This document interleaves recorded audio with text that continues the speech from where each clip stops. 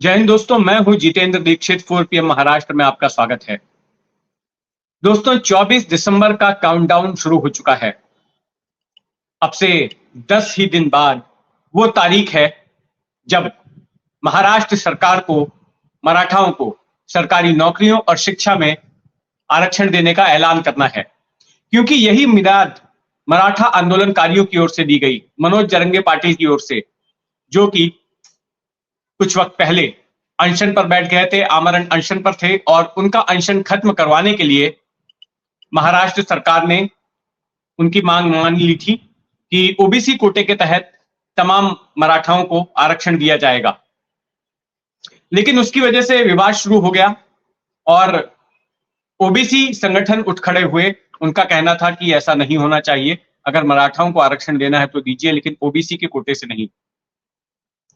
तो एक तरफ ओबीसी का विरोध झेल रही है महाराष्ट्र सरकार और पेंच फंसा हुआ है कि आखिर किस तरह से मराठाओं को आरक्षण दिया जाएगा। तो वहीं एक दूसरे डेवलपमेंट ने शिंदे सरकार की मुसीबतें बढ़ा दी, उनकी मुश्किलें बढ़ा दी हैं। डेवलपमेंट यह है कि जो महाराष्ट्र सरकार का बैकवर्ड क्लास कमीशन है, जिसकी स्थापना साल 2021 में की गई थी, जब महाविकास आघाड़ी की सरकार थी, उद्धव ठाकरे मुख्यमंत्री थे, तो उस दौरान इसकी स्थापना की गई थी और इसको जिम्मेदारी सौंपी गई थी कि किन लोगों को बैकवर्ड क्लास के तौर पर लिस्ट करना है, किनको नहीं करना है। उन जातियों का अध्ययन करने के बाद कि क्या वो बैकवर्ड क्लास के तौर पर जो है शामिल की जा सकती हैं, उनकी आर्थिक स्थिति, उनकी सामाजिक स्थिति कैसी है, उन तमाम जानकारियों के आधार पर उनको लिस्ट या डीलिस्ट किए जाने का काम था इसका। लेकिन हुआ यह है कि बीते हफ्ते 10 दिनों में कम से कम 5 सदस्य इस बैकवर्ड क्लास कमीशन के उन्होंने इस्तीफा दे दिया। कुल 9 सदस्यों की यह समिति थी। पहले 4 सदस्यों ने इस्तीफा दिया, यह कहते हुए कि शिंदे सरकार उनके कामकाज में हस्तक्षेप कर रही है। इस सरकार ने इनको यह जिम्मेदारी दी कि आप ये पता कीजिए, इस आधार पर जो है सर्वे कीजिए कि क्या मराठा समुदाय पिछड़ा हुआ है सामाजिक तौर पर, आर्थिक तौर पर। और ये इसलिए करवाया जा रहा था ताकि सुप्रीम कोर्ट के सामने इनकी फाइंडिंग्स के आधार पर यह बात कही जा सके कि जो 50% का आरक्षण की मियाद तय की गई सुप्रीम कोर्ट की तरफ से कि उसके ऊपर आरक्षण नहीं दिया जा सकता, तो मराठाओं को उस कोटे के बाहर आरक्षण दिया जा सके, ये बताते हुए कि ये वर्ग जो है आर्थिक तौर पर पिछड़ा है, सामाजिक तौर पर पिछड़ा है, और इसके लिए जो 50% की मियाद तय की है उसमें छूट मिलनी चाहिए। क्योंकि इसके पहले भी मराठाओं के आरक्षण की घोषणा की थी देवेंद्र फडणवीस सरकार ने, जब 2014 में मुख्यमंत्री बने थे, तो उनके कार्यकाल में एक बार हुई थी, लेकिन सुप्रीम कोर्ट में मामला टिक नहीं सका था। सुप्रीम कोर्ट ने कहा था कि 50% के ऊपर की मियाद नहीं जा सकती, नहीं तोड़ी जा सकती।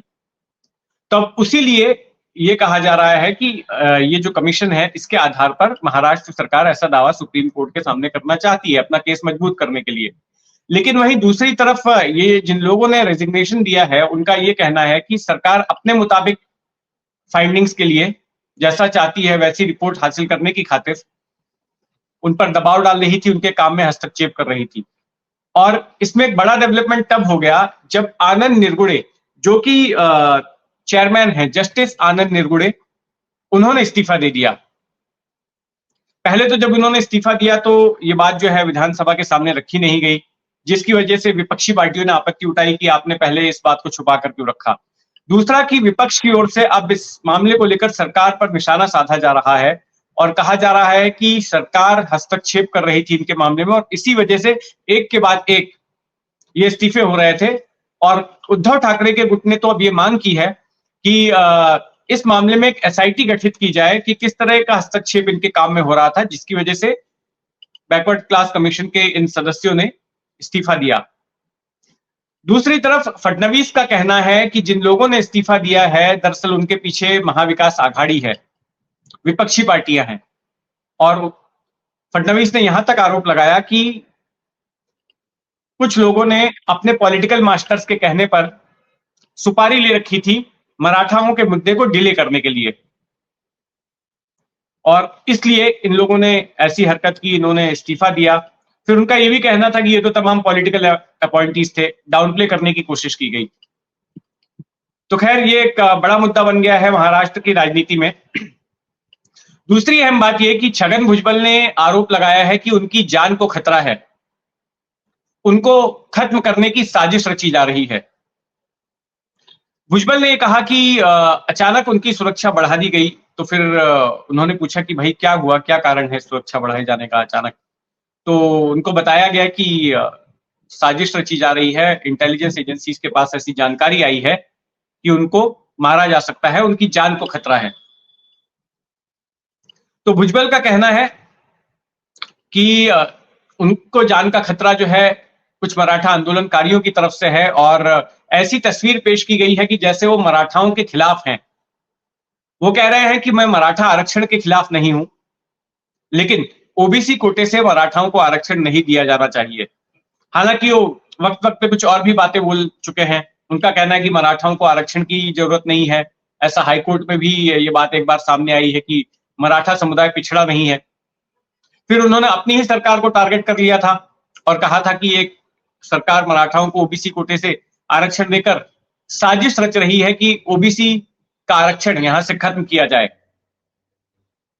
और उनकी ओर से लगातार अब तक 3 ओबीसी एल्गार रैलियां हो चुकी हैं, जहां पर कि वो बात रख रहे हैं कि मराठाओं को आरक्षण ओबीसी कोटे से नहीं मिलना चाहिए। और स्थिति एक तरह से महाराष्ट्र में आरक्षण के मुद्दे को लेकर ओबीसी और मराठाओं के बीच टकराव जैसी होती जा रही है। और इसमें भुजबल एक बड़ा चेहरा बनकर उभर रहे हैं, क्योंकि भुजबल ओबीसी समुदाय से आते हैं। और साल 2014 में जब गोपीनाथ मुंडे का निधन हुआ था, उसके पहले तक गोपीनाथ मुंडे महाराष्ट्र में ओबीसी समुदाय के सबसे बड़े नेता माने जाते थे। लेकिन उनके निधन के बाद से कोई उस कद का नेता हुआ नहीं। हालांकि उनकी बेटी पंकजा मुंडे वो भी ओबीसी समुदाय की हैं, उनकी भी अच्छी पकड़ है, लेकिन जो कद उनके पिता का था, गोपीनाथ मुंडे का था, वैसा कुछ वो अब तक हासिल नहीं कर पाई हैं। और उस जगह को भरने की कोशिश कर रहे हैं छगन भुजबल।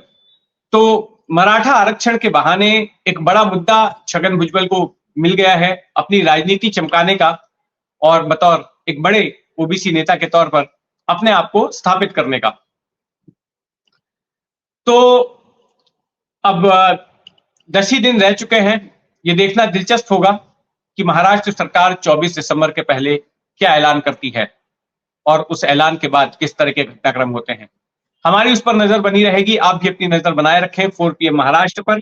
और अगर आपने अब तक इस चैनल को सब्सक्राइब नहीं किया है तो सब्सक्राइब कर लें। और ये खबर आपको कैसी लगी, इस मुद्दे पर आपकी क्या राय है, कमेंट बॉक्स में जरूर लिखें। जय हिंद।